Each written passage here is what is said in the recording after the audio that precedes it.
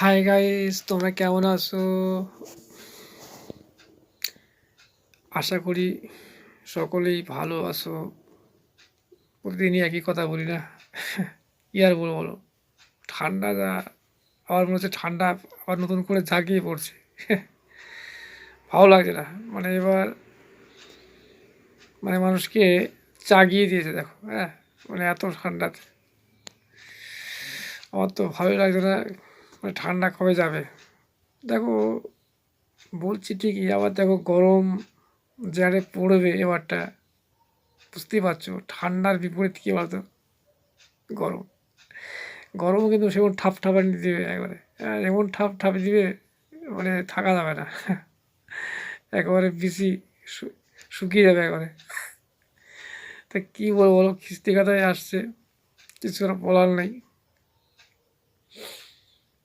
যাক, বিশেষ করে যারা দেখো, যারা ঠান্ডা দেশে থাকে তাদের কিন্তু কোনো সমস্যা আমার মনে হয় না। কারণ দেখো, তারা সারা বছরই কিন্তু ঠান্ডাই অনুভব করে বেশি। হ্যাঁ, তারা গরম কিন্তু খুব একটা অনুভব করতে পারে না।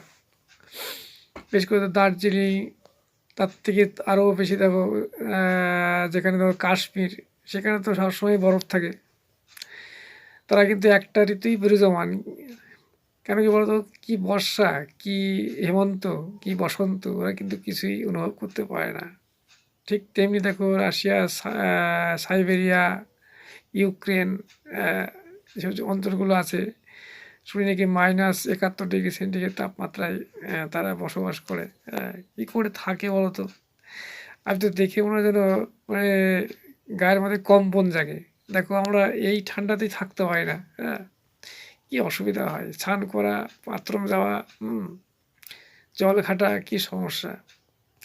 আর তার যদি দাঁতে যন্ত্রণা হয়, হ্যাঁ, আরও সমস্যা। বা তার ঘাড়ের ব্যথা। হ্যাঁ, তাই মাঝে মাঝে দেখি, দেখো ওইসব ভিডিওগুলো দেখি, ইউক্রেন, সাইবেরিয়ার ভিডিওগুলো দেখি। কত সুন্দর ভিডিওগুলো।